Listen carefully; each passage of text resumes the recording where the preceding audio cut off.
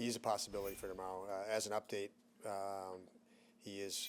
I can tell you he is day to day at this point. He skated this morning to keep that conditioning in the event he's things resolved to the point he's comfortable, and we're comfortable tomorrow. And if not tomorrow, I would think he's the next day.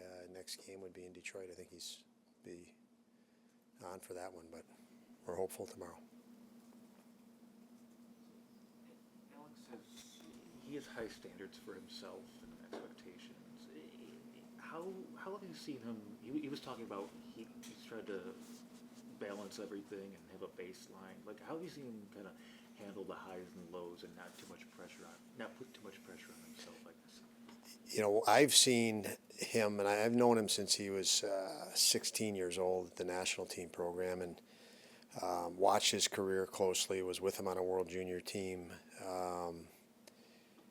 and obviously have had him here for the last couple of years now, and a few years now, and he has really he was mature when he got here, but he's matured even more. I think when he arrived here, he obviously saw that he was one of the more experienced players in our locker room. He sees that now, and that's new territory, and seen tremendous growth in him where our team needs it. And he has the poise and confidence of a veteran player right now, and that means balancing the downs. He's not, there were lots of up and downs when he got here, and lots of pressure when he got here, and he's more, even since the start of the year. He even struggled at the start of the year, and now he's just kind of found a baseline and pretty steady with it, and a real positive influence and a huge impact every night. I think he's playing his best hockey of his career in the last couple months. He's just at a different level. Do you think his impact on the forecheck can be overlooked sometimes? I mean, his ability to strip a puck, I don't know how many guys can accomplish what he can. And like one of Paterka's goals the other night was a good example. You know what, Lance? I'll compliment you, because if you're noticing it, it's not overlooked. But in all seriousness, it's you're noticing it, and I believe that other people are. I notice it too. So you're right. He is doing. He does some things that, specifically the goal. He stripped somebody the other night, and Paterka was point blank wide open in front of the net. It might have been the Washington game, but that was a power forward move that not many guys in the league can do. When I say not many, probably under 10 guys in the league could have done what he did athletically, and as dynamic, as powerful as he did it. And those are the qualities that he has. The dynamic that he has is power and reach and strength, speed, and he's learning to use it, and he's learned to use it more efficiently. Specifically made gains in that this year even. I mean, he was good at it last year and the year before, but now he knows the situations, and he targets when he can use his attributes and assets even more specifically now, and that's a better version of what he was. Have you seen Tage? I mean, really, I'd say the last couple of months, really, I guess, pick up on some of the, he seems to be working with Alex on the forecheck a lot, and that's creating opportunities for JJ. I mean, for their entire line. They may not be getting rush chances like you would think they may, but they're getting zone time and getting second chances through the forecheck. Yeah, when Tage is willing to put a puck behind a defenseman, it's scary as hell, I'm sure, for the other defenseman. He's obviously got the great reach and hands. When he plays one-on-one, he's a threat. He can be a threat in that element. But when a puck goes behind and you have a 6'7" guy bearing down on you, it's pretty intimidating. And I think he's using that to his advantage more than automatic default, to playing in front of the other team. He's playing, and they're playing more behind, which is forcing lots of mistakes that they can then capitalize on it. And it's easier once the team makes a mistake to capitalize on that rather than trying to stick handle through somebody that is the alternative. And so yeah, he's added more of that to his game, and it's helped. It's helped the whole team. Is that an objective that you and you, Matt, anybody else on the staff is save him. You know, that's an objective I certainly don't want to take credit for as a coach. That's an objective every coach says. Every coach talks about the importance of getting pucks behind, obviously make the opposition turn, and you're bearing down on them. And that's when mistakes happen. And in this league, goals are scored when mistakes happen. So, you know, we have a term that I think everybody in the league uses: make mistakes. And you know, when you're doing that again, and Tage has that speed, and it's a soft chip, and he can get on top of the guy, it's pretty intimidating. And then you have Peterka and Tuck out there ready to pick a puck off, and you know, we like that a lot. And again, so I think every coach in the league preaches the same thing in that regard. Just chatting with Alex now, I see in the 6 games you've had the line together, he has 7 assists, and he said that's not by accident, because he feels with the way those two can score, it's his job to get them the puck in open areas where they can score. Is that the way you envision the line too?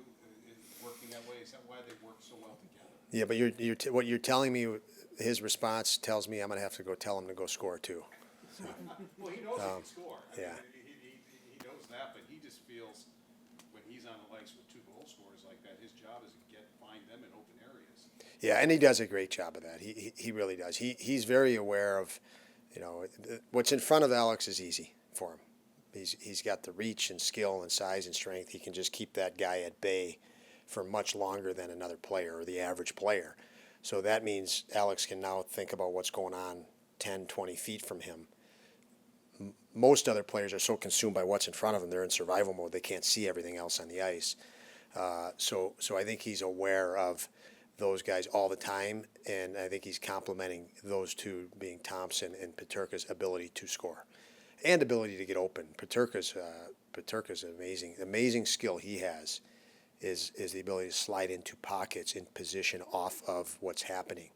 And now that he has someone like Alex with him that can extend possessions like that, you're seeing JJ slide into areas out of tremendous hockey instinct that others don't have. And Alex is buying that extra second for JJ to sneak into areas. And obviously, Tomer has such a tremendous range that he has twice the area that you could possibly find him too. And so for Alex, you know, his skill set is a real match for those two.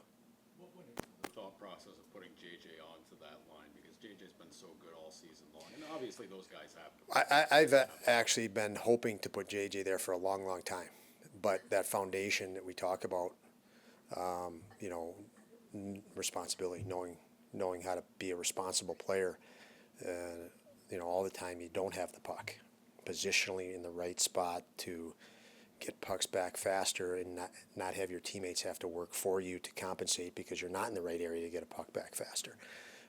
Pressure a puck, push it toward Tuck, push it toward Thompson, not just skate one way and then the puck goes away from Thompson and Tuck, for example, just as a visual. So many little details that you need to bring to the table if you're going to play with the best players, because they're going to demand it. And so, you know, it wasn't appropriate to put him there early. I think guys would have got frustrated with JJ potentially, and it could have offset everything. It could have bumped progress. And, you know, I think JJ's earned his way to that, and the timing was based on him gaining much better situational awareness and game knowledge, specifically without the puck. One of the things with that line and the offense increasing is also the cohesiveness of the 5-man unit with the defense working in the offensive zone. What have you seen from the defensive group offensively? Well, it is really nice to put Darlene and Owen Power together. Now, the risk you're going to run game to game, they're always going to ride that edge of doing too much. But they're high-end potential. They're a pair that you want them to ride that edge because it's going to show them what they can and can't do and expand their offensive boundaries, if we're talking about offense, and push their limits even higher. But we're able to put Owen and Dolls together consistently. We did it sometimes and frequently when we were down a goal, but we're able to do it, you know, starting a game 0-0 because the addition of Bo Byram has really added where we can shift him with Henry Yokoharu in the second pair and the progress of Henry Yokoharu. I mean, Henry Yokoharu from the start of the year, and you guys have watched, you know, Henry since he's been in Buffalo. You know, there was Henry before the last I'd say before January 1st of this year, so before 2024, you could lump Henry in a certain category, and then everything after the new year, Henry's at a completely different level than he's ever been in his career. He's just risen to probably 2 levels above where he's ever been, and he's stayed there consistently, and that's been a huge thing for the emergence of Upi, for example, and that's a big help there, and better play for our team is we've got a guy that really elevated his game. I don't want to say finally because he's a young guy and that's the way it works. You break a threshold and it's an aha moment, and now he's been very consistent with things, and that's helped us on the defensive end tremendously. And Bryson's been great as well. Add him into the mix too.